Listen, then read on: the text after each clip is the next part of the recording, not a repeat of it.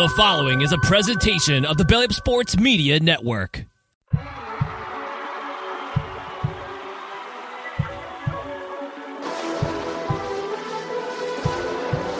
ball sends it over to Edward Robles. Go! Insert name FC!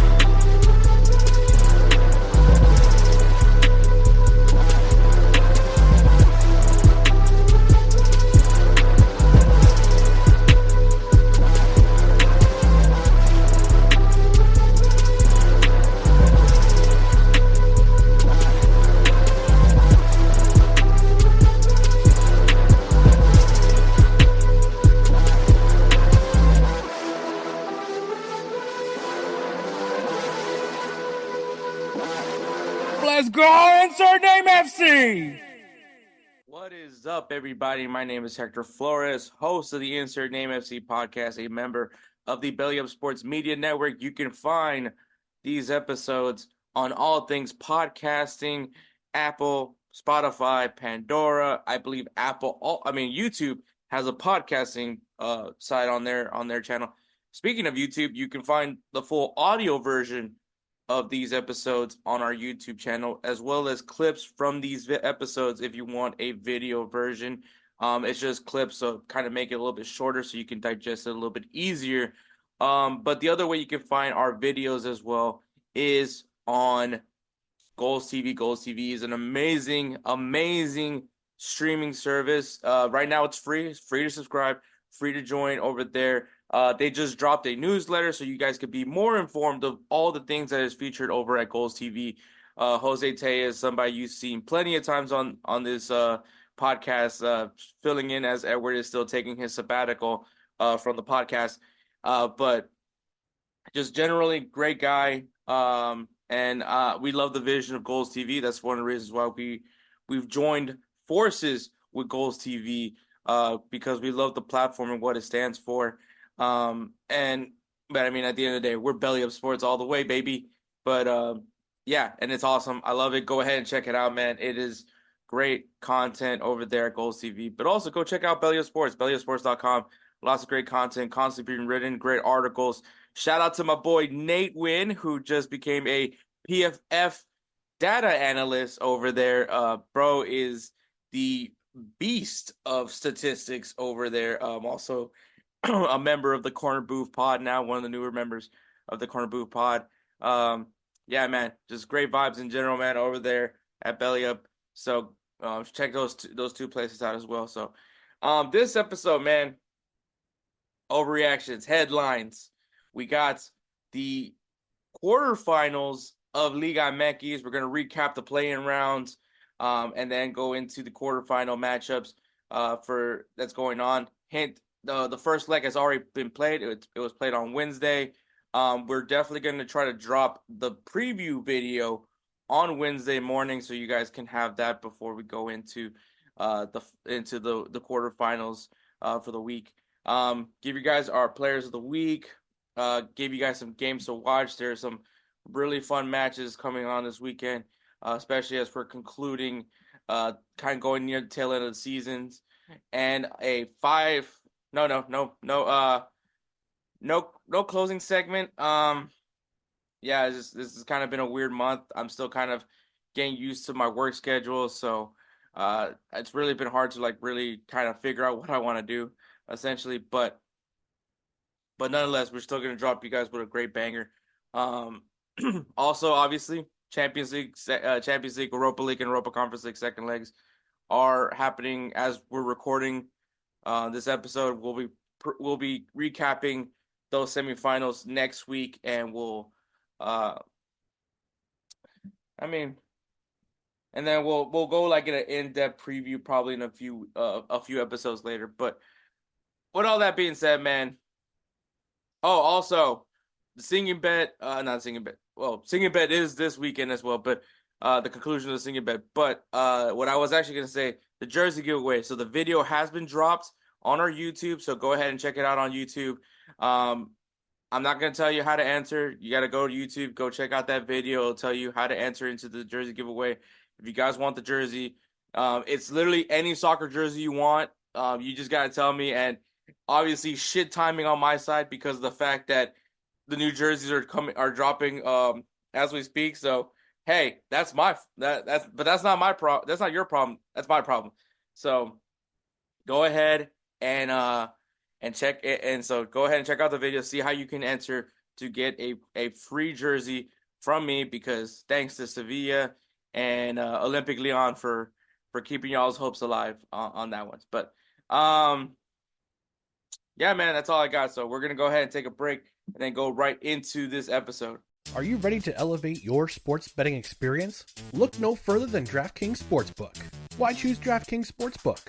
Unmatched variety. Bet on your favorite sports leagues or discover new ones to follow. Live betting. Test your instincts and feel the adrenaline as you bet in real time while the game unfolds. Promotions and boosted odds. DraftKings keeps the excitement going with a range of promotions, odds boosts, and special offers. And a user-friendly interface. Whether you're a seasoned bettor or new to the game, DraftKings' intuitive platform makes placing bets a breeze. Ready to dive in? BellyUpSports has partnered with DraftKings Sportsbook to give you an exclusive offer. Sign up at dkng.co/BellyUp150 and new customers will get $200 in bonus bets instantly when they bet $5 or more.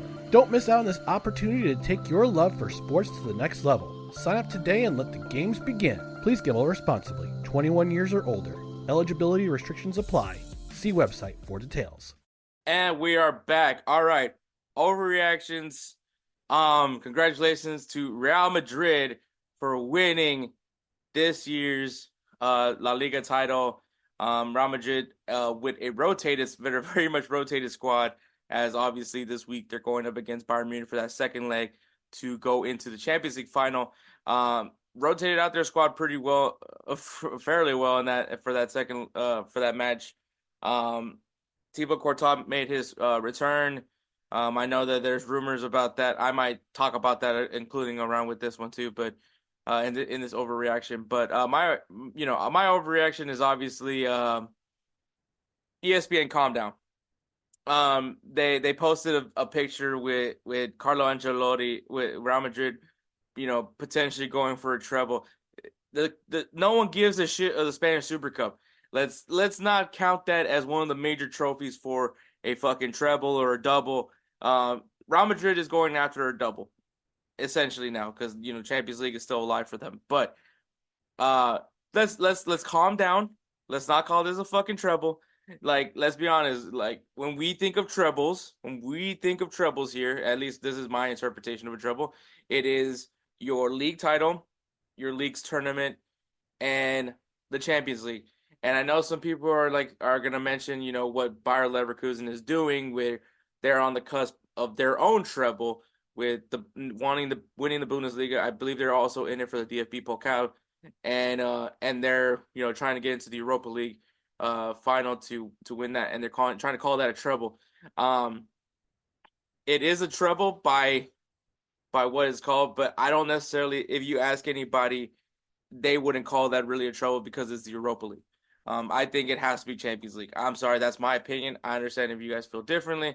I understand what Bayer Leverkusen has been amazing, and I'm not trying to take anything away from them, but I am not going to call that a treble. So that is just me. And I know that it's, everyone's saying, is really the best team in Europe competing in the Champions League? No, but that's because this Bayer Leverkusen was on the cusp of relegation last year. If it wasn't for Xabi Alonso coming in and putting them, staying afloat, and then having the season that they're having right now, would they have done well in Champions League? Probably. I can't tell you, man. The competition does get significantly better in Champions League versus Europa League. Sorry, not sorry.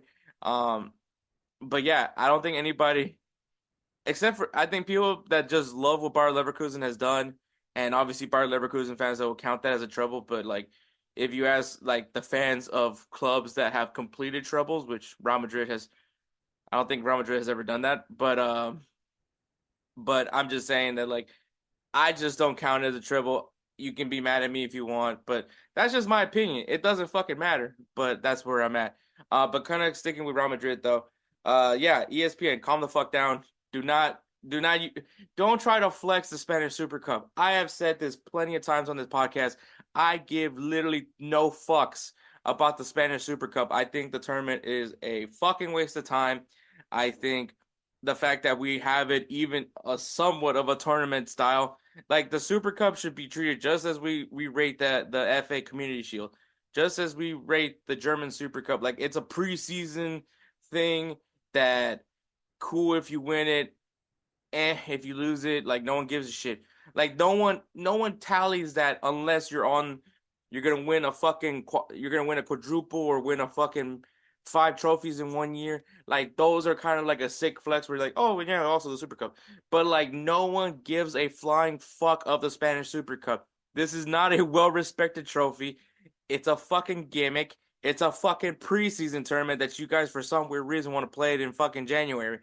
Like let's calm down with the fucking flexing of the Spanish Super Cup. No one gives a flying fuck about the Spanish Super Cup. So ESPN, I don't need you to be fucking posting the Spanish Super Cup saying like, oh, look, a fucking treble is on the line. No, a fucking double is on the line, bro. I don't even want to see the Spanish Super Cup like that. Like, I don't give a flying fuck about that stupid trophy. And Real Madrid won it this year. So like, yeah, I don't give a shit. Don't fucking flex the Spanish Super Cup. It's not a fucking cool trophy to win. It's just there. It's like cool if you have it, I guess. And then like, I don't care if I don't get it. It's one of the only teams that would fucking flex that Spanish Super Cup are teams that just don't normally win the Spanish Super Cup. So like, I have never seen a Barcelona fan flex the Spanish Super Cup, just like I've never seen many Real Madrid fans flex the Spanish Super Cup. Maybe an Athletic Bilbao. Maybe I don't want to say Atletico Madrid. I want to give them some props. But like I just don't see why you would flex that as like a treble. It's not a fucking treble worthy trophy to flex. It's either the Copa del Rey, La Liga title, and the Champions League. Those are the 3 fucking titles that you should be fucking flexing if you're gonna flex a treble. If not, if you do not have a combination of those 3, well, you can only get those 3. If you don't get those 3, then it's not a fucking treble. And right now, Real Madrid is going for a double. Let's just stick with that and let's keep it going. Don't need to fucking just be happy for Real Madrid. Why are you gonna fucking do this? Like y'all like it was funny because I was so fucking happy. Barcelona gets fucking shellacked by fucking Girona for some weird reason. That I don't know what the hell happened there, but like that shit happens. Fucking Real Madrid is now officially La Liga champions, and I was really happy and excited. And then ESPN wants to fuck my day over by fucking posting a picture of like Real Madrid on the cusp of a treble with the Spanish Super Cup, and I just was like, "Fuck you, ESPN! Just fuck you and fuck everybody that works there that wants to fucking sit here and try to tell us that we're gonna flex the Spanish Super Cup. You guys can really go ahead and fuck yourselves on this one. This might be the clip, honestly. I ain't gonna lie, but congratulations, Real Madrid. Spanish champions once again. So." Let me have my moment. I don't care. I don't care. I get it. Everyone's gonna be like, "Oh, the refs help everybody." Refs help everybody. That's a big team. I don't give a flying fuck. And I mean, last time I checked, my team didn't get caught paying referees. So, but yeah, but I am fully aware that there's definitely some favoritism from the referees. I'm not gonna fucking not deny that part. But let's just say it's impressive. This is an impressive victory right now for Real Madrid. You won La Liga. Which I mean, it kind of is expected for Real Madrid. Not gonna lie. You're on the cusp of going to the Champions League, going for number 15, going for Champions League trophy number 15, and you're doing this with no David Alaba. Militao was basically gone for a majority of the season. Thibaut Courtois out for vast majority of the season. You're playing with a backup goalkeeper who honestly. There's got to be discussion at this point about Lunin. I think that there has to be a discussion about Lunin. There's, like, I know that there's people saying, like, what would you rather have? Would you rather have Thibaut Courtois, guy that's been there, or Lunin, who's worked his ass off all season to be, to prove that, this guy beat Kepa, just not a flex. It's not a flex at all means about beating Kepa. But, Real Madrid winning got Kepa on loan to become the starting goalkeeper. He lost the job. Lunin comes in and has really done a real great job as goalkeeper for Real Madrid.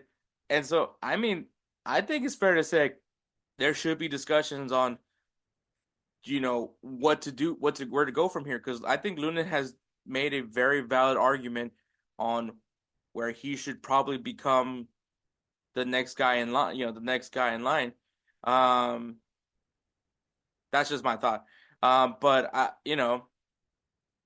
and obviously it's kind of ridiculous to say because Thibaut Courtois, going into his prime years as a goalkeeper, so like, and he's not going to slow down by any chance. But I think that Real Madrid definitely is going to have a discussion of what exactly are they going to do with Lunin, because he's got to be starting somewhere. If it's not at Real Madrid, it's got to be somewhere, because he's definitely has quality and needs to be playing regular minutes. And that's just my opinion at that point about Lunin. But kind of going back to with Real Madrid though, if you told me that you've lost two, I would say, very crucial center backs, you lose your star goalkeeper, you would think that this team would probably not be so great defensively. Tony Rudiger has been a fucking unit. I know that I made a tweet about that, to get rid of Rudiger. It wasn't for his defensive. Don't think that it was because of his defensive things. It was just because I got a little annoyed that he keeps going for these outside the box shots, which I'll keep getting mad about. But the day he finally makes it will probably be the fucking coolest day ever for me and him. But yeah, Rudiger has been just an absolute fucking unit. Nacho, obviously the rumors are around that Nacho will be leaving. Will be leaving at the end of the season. So you definitely want to win one for like one of the most loyal players to Real Madrid. And you've had to just work around with that back line, even having Tchouaméni playing as a center back at times. Left back, obviously you had Fran Garcia start for a while. Then you had Ferland Mendy kind of returning. You've even had Camavinga over there.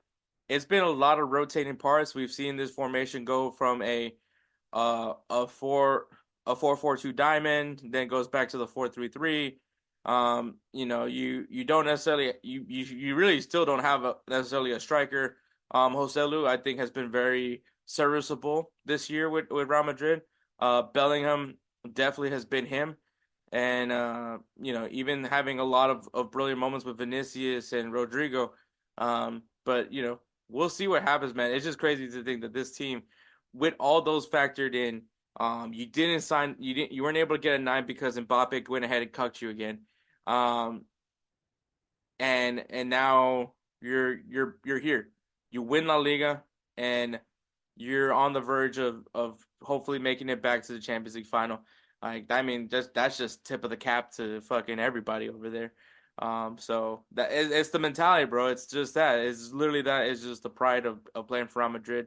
It also probably helps that like Barcelona definitely dipped. Atletico Madrid, I don't know what the fuck happened to those guys. And Girona was like the story, but like they just really couldn't beat Real Madrid. That was like really the only thing that Girona could really not do. But hey, them beating Barcelona helped us out because it secured us La Liga a lot sooner than we were, versus like worrying about it next week. But because now Real Madrid could just focus on Champions League. You got you got the second leg that's in Real Madrid, and then you're gonna go and hope you can have that final match over there in England, which that'll be really perfect. Just way to end the story for Bellingham's first year at Real Madrid is him going back to England and trying to win the 15th Champions League title for Real Madrid. A tournament, a final that Real Madrid has been undefeated in. It's like their birthright. It sometimes it feels like. So we'll see what happens, man. I'm really excited, but yeah, it feels good to be a Real Madrid fan right now. So not gonna apologize for winning. Not gonna apologize. Not gonna be mad about the referees and shit. But you know what? You could just fuck off. Fuck off. It's football. It's football. Get used to it. It's just where it is. But that is my overreaction. Headlines, man. So Ipswich Town. I hope I'm saying that right. Ipswich Town is returning to the Premier League. Last year they got promoted to the Championship from League One, and now in back-to-back years are getting promoted to the Premier League. Last time Ipswich Town was in the Premier League, the year was 2002. Let that sink in. That's 22 years of not being in the Premier League. So, and I think it's obviously like a unique situation here because um, the grind of making it up from from League One, League Two, League One, even the lower league, the fifth division in England. It is a grind. It is a grind. Obviously your resources are fairly limited. But obviously the thing that I always say is always unique is just the fact that um you have pride because it's a local club. And I think that's what's the part that I think is in a larger scale of that. But Ipswich Town, I think it's commendable. It's a proven combination of just good tactics and recruiting. Being able to scout and find guys that you feel can fit in that level of competition. Because I would tell you, man, it is a fucking physical league when you look at the leagues below Premier League. They are fucking it's grinded out, it's dog eat dog, which I mean, it's fitting because everybody's trying to make it to the Premier League at some point, and they didn't. So I would honestly say, man, congratulations to Ipswich Town. Hopefully you guys can continue using your tactics and your adjustments and do your recruiting, your due diligence in signing guys that can come and play right away over in the Premier League. Because obviously Luton Town was the story this year. It's looking like they're heading right back down to the championship, which happens a lot. It's not a shocker. If more than likely the teams that get promoted right up do end up getting relegated right back down. It just happens like that, but we'll see how they do. It's definitely gonna be the story of the town. We're gonna have like those last time Ipswich Town played this team. It was like kind of what we try to do with Luton Town, but we'll see what happens, man. But congratulations, Ipswich. You're back in the Prem, back in the top flight. Back-to-back promotions, man. That's also the other part that's like really awesome to hear. So congratulations to them. All right, guys. Necaxa. So you guys remember a few way back in Insert Name FC, we talked about how Necaxa was getting bought by an ownership group that consisted of Eva Longoria, Justin Verlander, Kate Upton, Odell Beckham Jr., and Mesut Ozil, and I also had this unique feature of fans being able to buy stakes of Necaxa as well. It was a really cool thing. It was an interesting ownership group, and many were wondering like, what does this mean for Necaxa?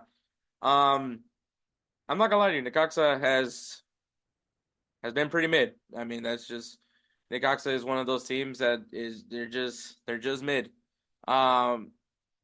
You don't see them necessarily compete for league titles for Liga MX. Maybe make a playoff appearance, but get an early exit. And this version of Liga MX pretty much was the same thing. They did get eliminated in the playing round. We'll talk about that a little bit when we'll talk about that in more depth when we get to the recap. But yeah, so they were obviously they lost to Pachuca, but yeah, they still haven't been able to figure things out to really get Necaxa right on track. And I would say even Longoria is probably a more vocal presence when it comes to Necaxa. Because honestly, I didn't even know. I think when we first covered this, I didn't even know Odell Beckham Jr. was in this ownership group. I knew of Justin Verlander and Kate Upton, obviously, because I'm a Nationals fan. And then Ozil, I mean, the dude is just one of my favorite players, watching. And now he's fucking jacked.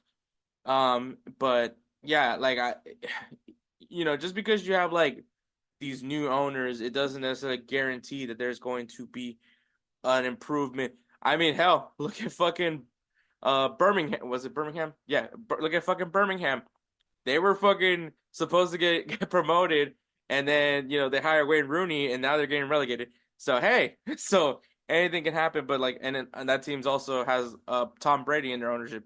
Burnley has JJ Watt. Doesn't just because you have like these owners, it doesn't guarantee that they're gonna make this team significantly better. Especially depending on how much money they're willing to throw in and invest into these clubs to improve not only the facilities and all that, but to help go get players. There's very very few examples of teams that have been able to have new owners come in and really make the team very profitable, but make it a destination to go see. And I think that's what even Longoria was trying to get. And that goes into kind of what I talked about last week is Ryan Reynolds and Rob McElhenney from Wrexham have now purchased a minority share of Necaxa.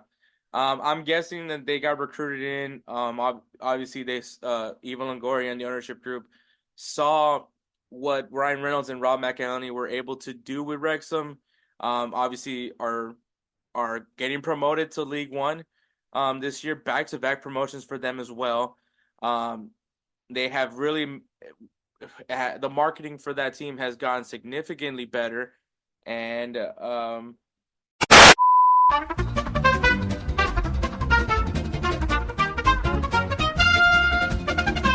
I think what even Longoria essentially saw with Wrexham was that obviously the publicity that this team got, obviously the Netflix series, not Netflix, the FX series,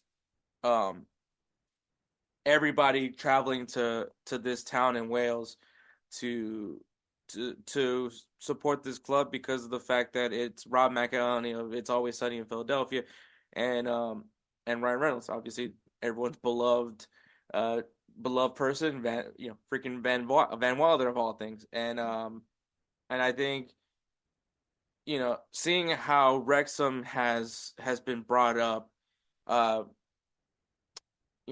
I think even Longoria wanted a partnership to be done with these guys to be able to bring in their expertise and help kind of elevate Necaxa as well. So like what did Wrexham do to be competitive enough and be where they are now, which is now in League One.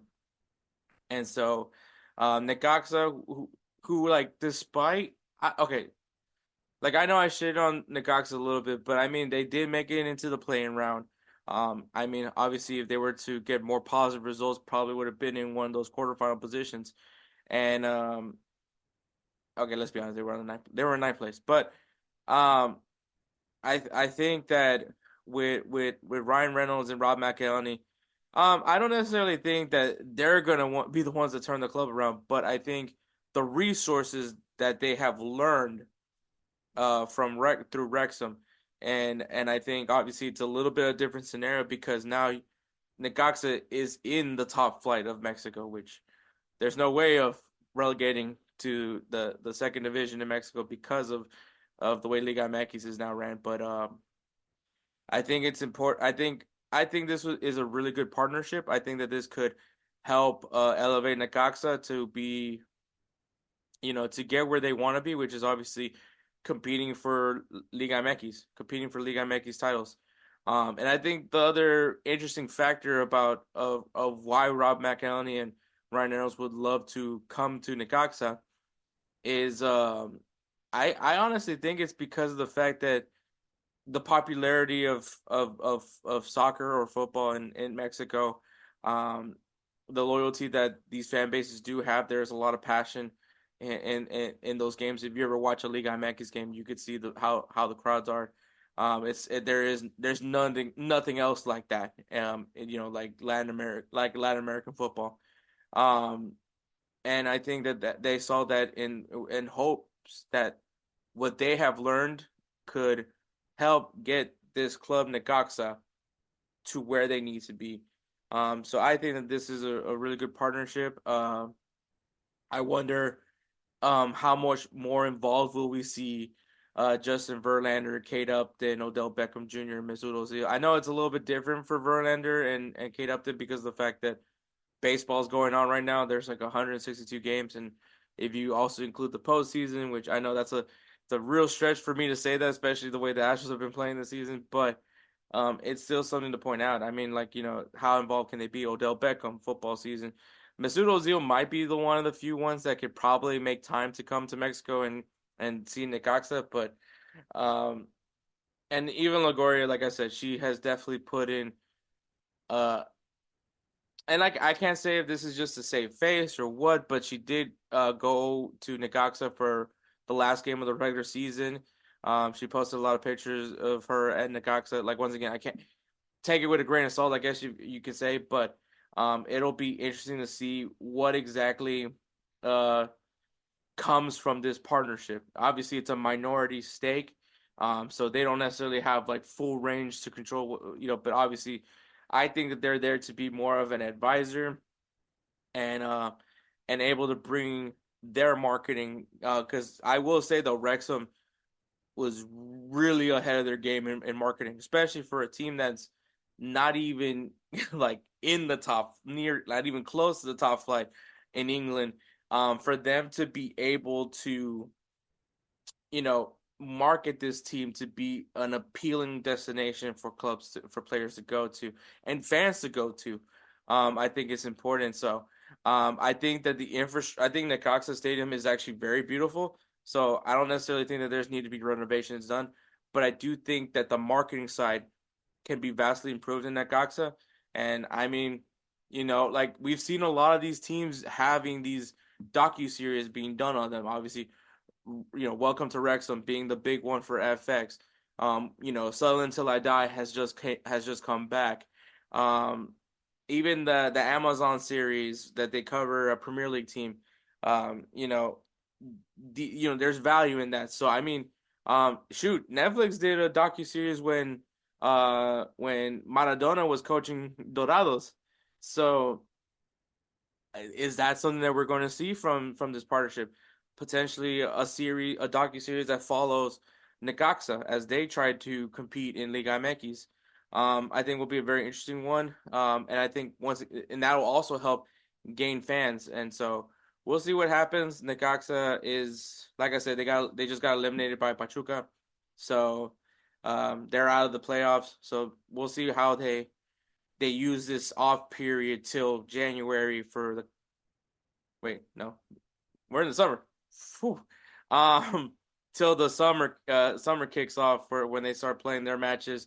Obviously they take the break for Leagues Cup, which might be I would say probably would be a good opportunity to take full advantage of trying to improve the club, to showcase what they have been able to advance with this new partnership.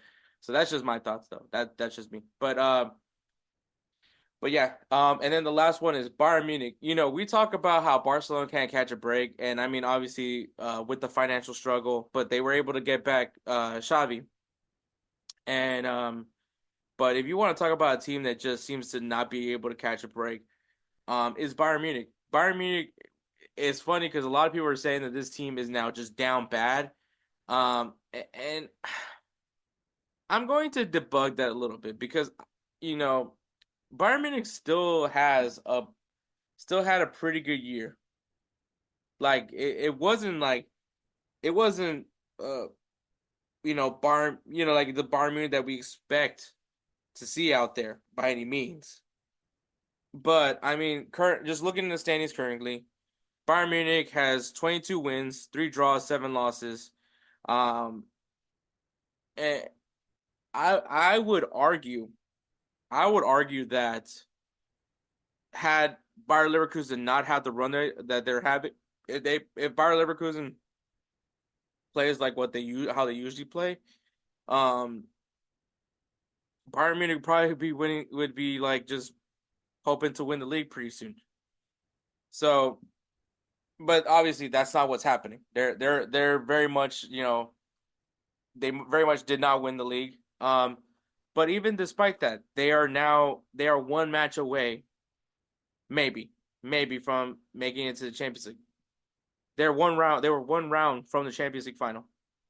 But obviously the troll job is amazing because obviously you go out and get Harry Kane, and to hope to like be your answer at the ninth spot, a spot that you really have had troubles replacing since Robert Lewandowski left, and here you are. So I just think that's just funny, but like it has been a frustrating time for Bayern Munich just because of the lack of success and i.e. trophies for the club this year.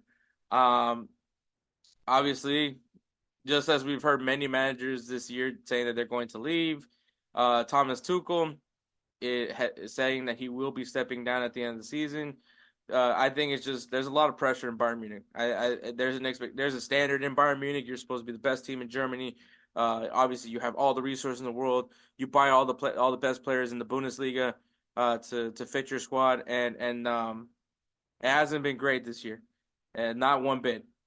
And it's funny because it's like you kind of saw a dip in Bayern Munich, and I would say it goes back from when Lewandowski left. Is when the dip started seeing. I started seeing the dip a little bit, because it went from this team looking unbeatable to we can kind of beat this team now. And I mean, last year, obviously, it was a close race. Borussia Dortmund was pretty close to winning the Bundesliga. Obviously, they fell short, and Bayern Munich ends up winning that year. But last year was so bizarre to me. They fired Julian Nagelsmann. I guess they didn't like how the games were being played, and so then they bring in Thomas Tuchel, which I would say games are probably a little bit overwhelming sometimes, and that's just been where they are now. But it's just been frustrating. You got eliminated from the DFB Pokal. You don't win the Bundesliga title. The only thing you have going on right now is the Champions League. And, by the time this episode drops, we already know if they're in the final or not.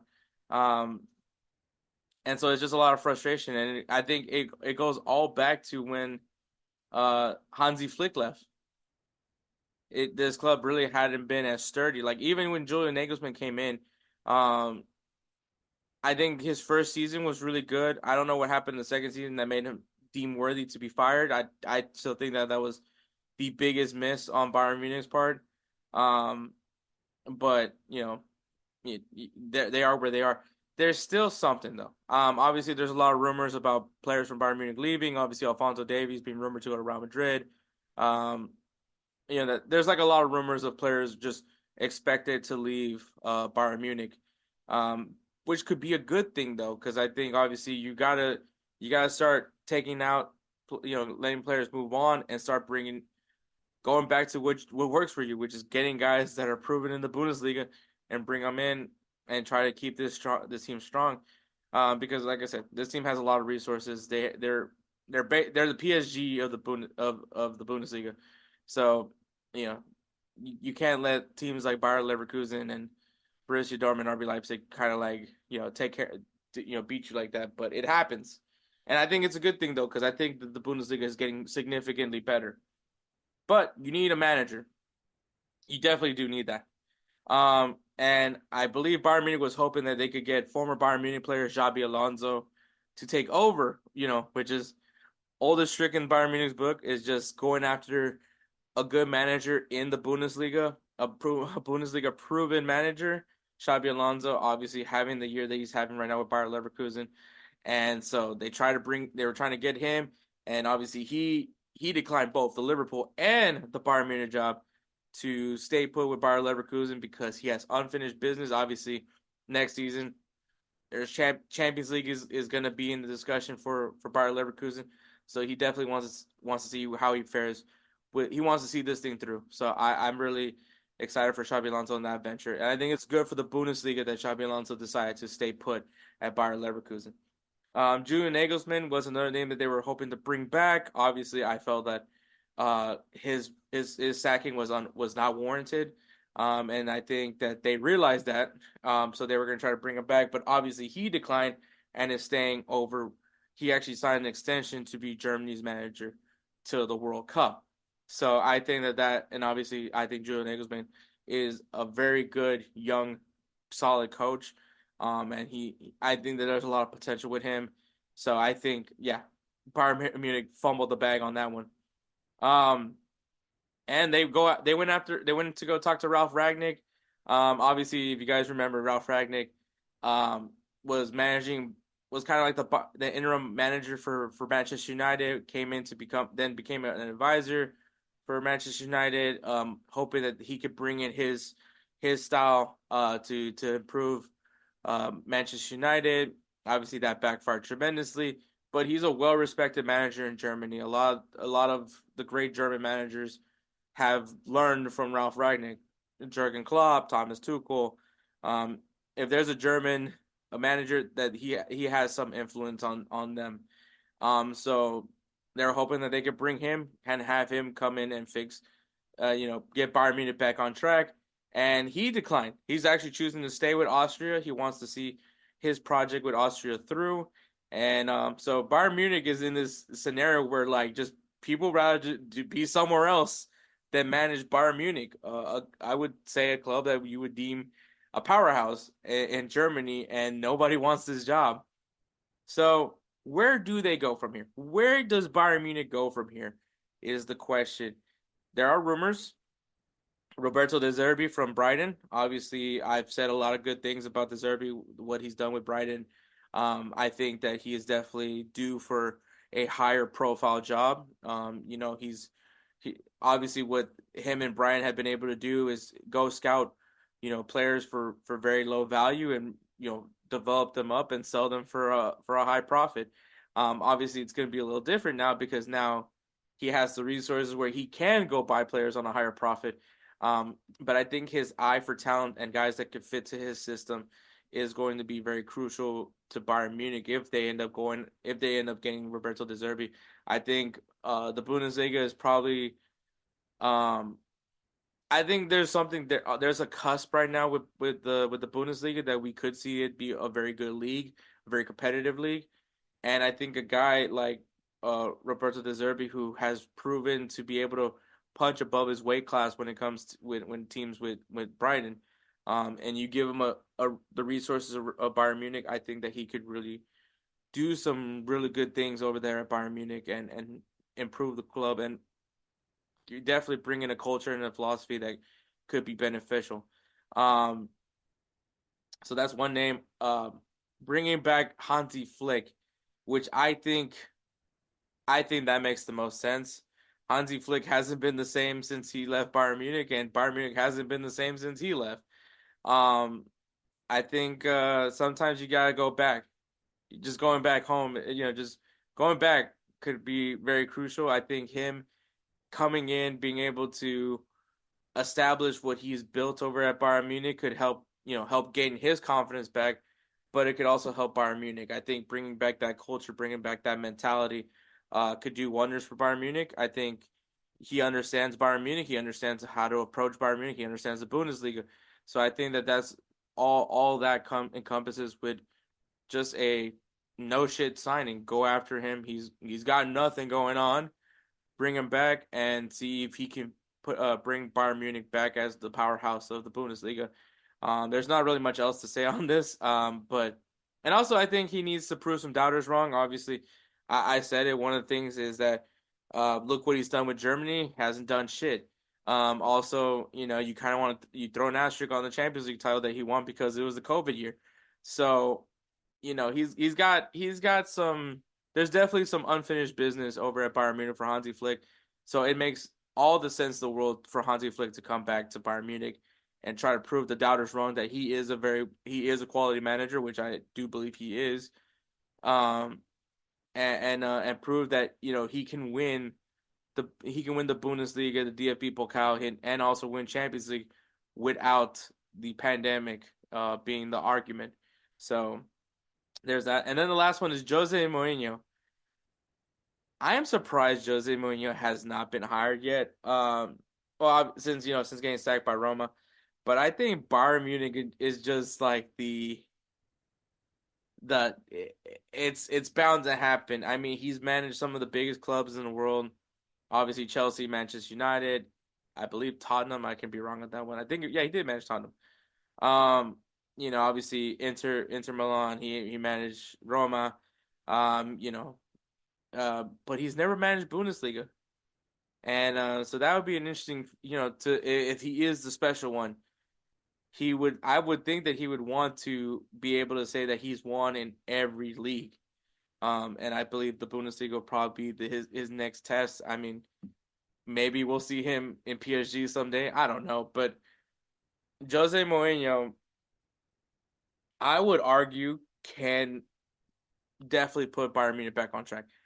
I mean, yeah, his tactics maybe seem a little bit outdated, but I think that obviously the cycle of Jose Mourinho, right? And me and Edward, we have talked about this, which is like he comes in, he makes the team better. Obviously, as things go further down in the road, he becomes a massive headache. Everybody hates him, and then everybody wants him to leave.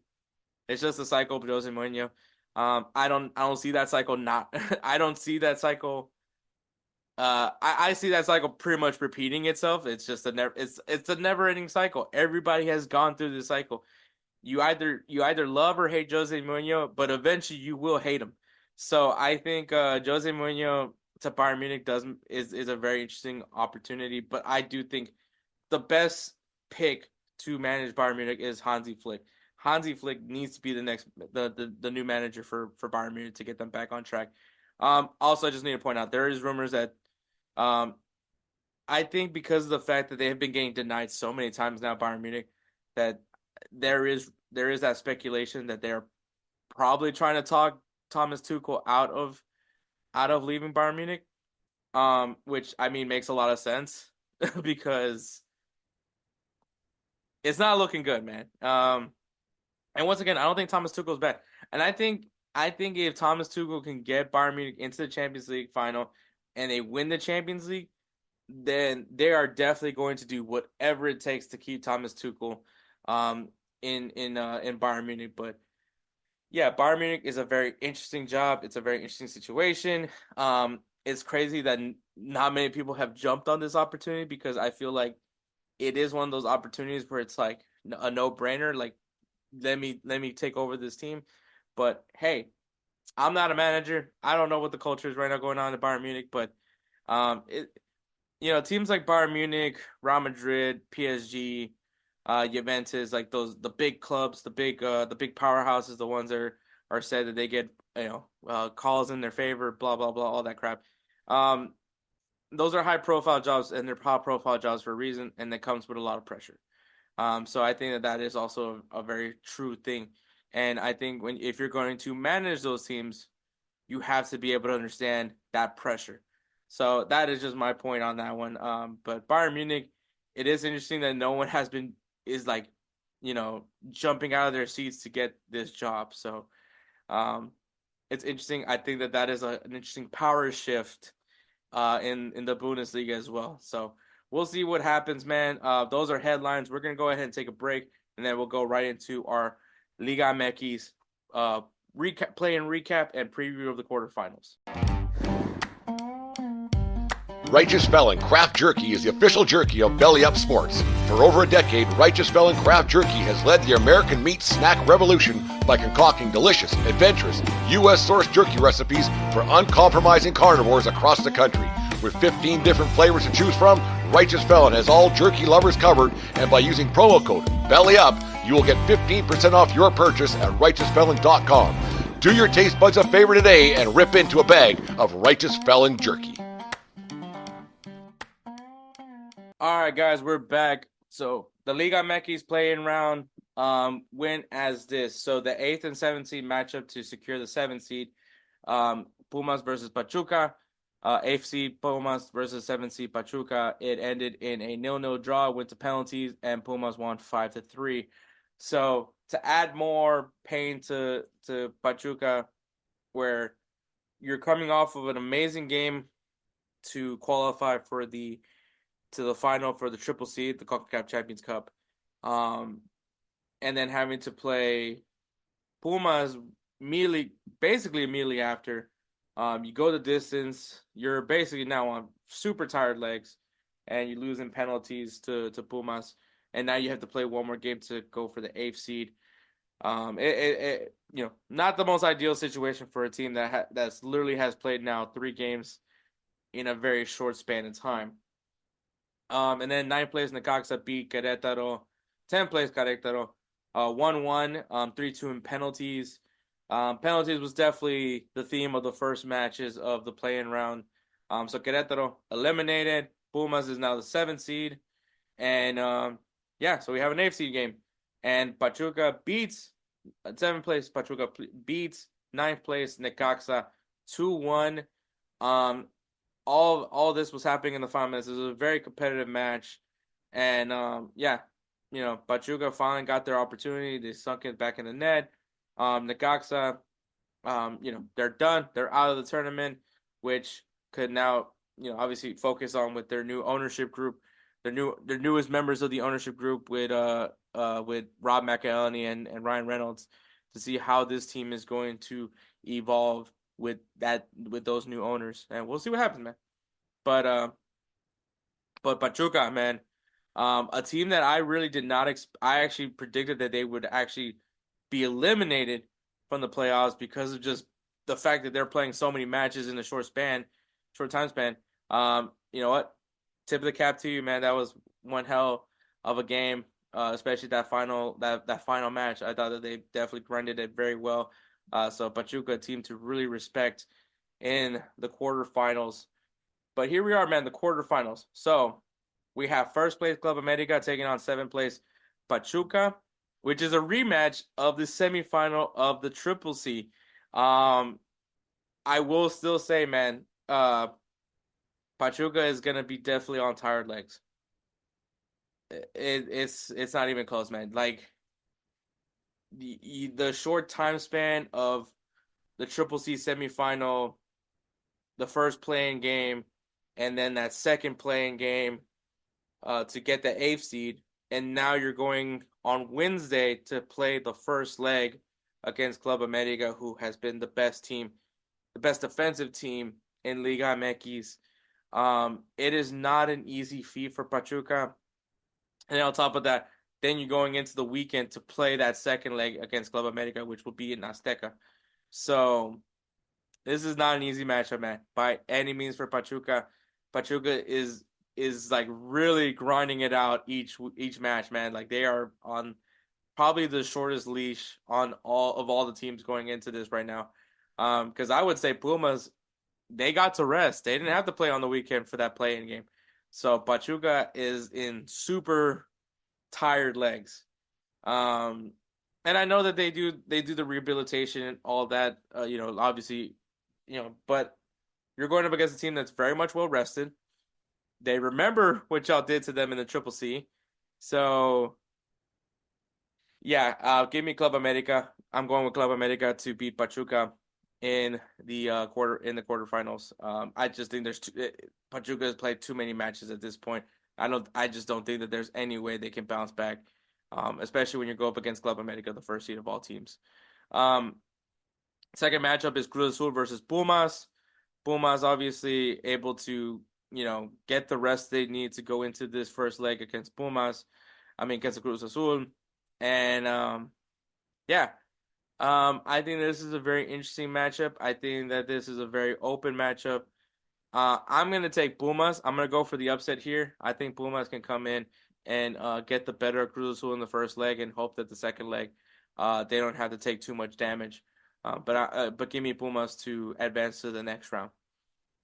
The next matchup is 3rd place Toluca versus 6th place Chivas de Guadalajara.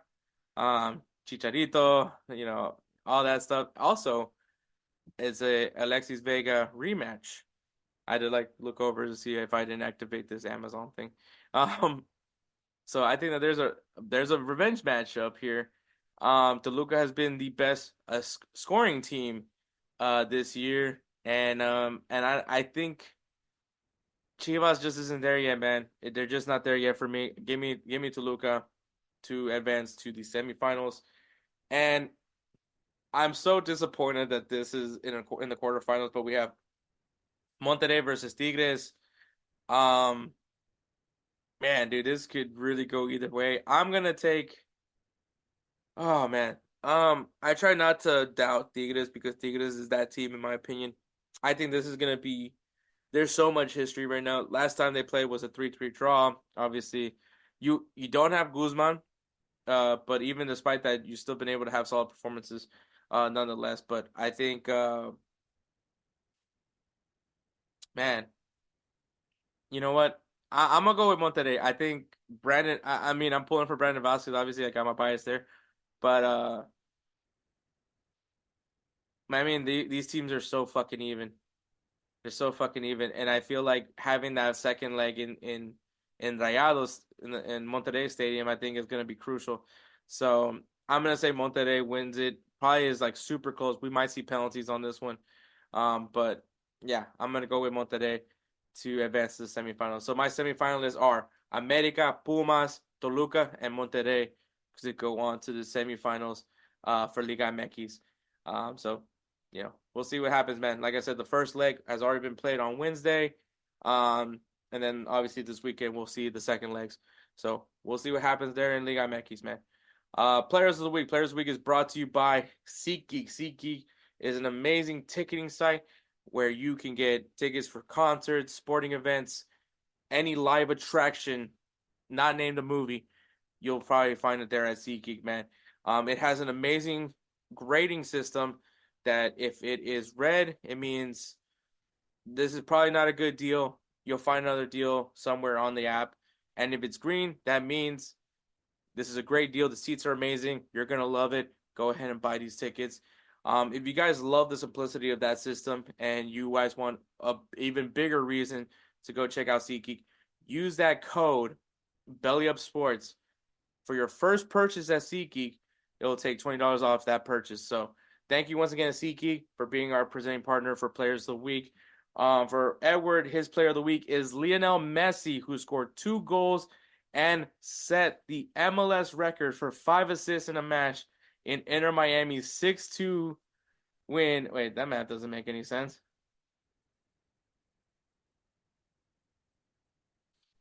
I don't think wait, how do you score 2 goals? No, I think he scored 1 goal.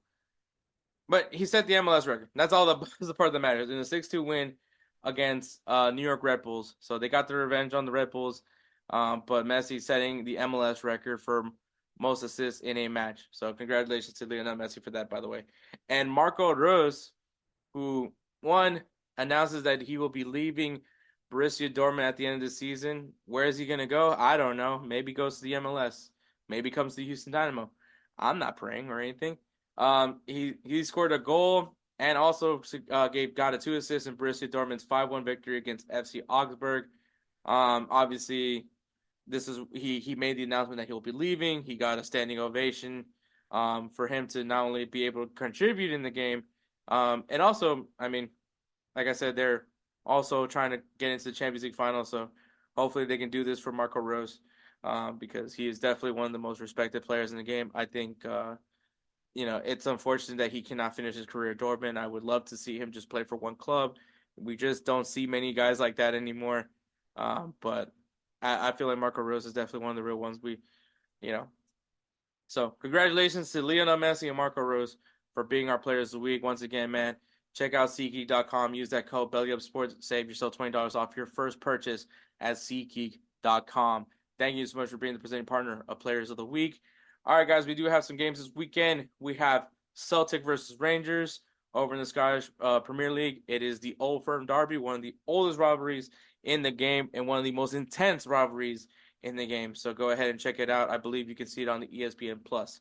If you guys do have that, go ahead and check it out. MLS, we got the Columbus Crew versus FC Cincinnati. Hell is real derby, one of the biggest rivalries right now in MLS. It's the Ohio rivalry, so we'll see how they do there. Obviously, Columbus Crew, the standard right now in the MLS, taking on FC Cincinnati, a team that without Brandon Vasquez has done fairly well.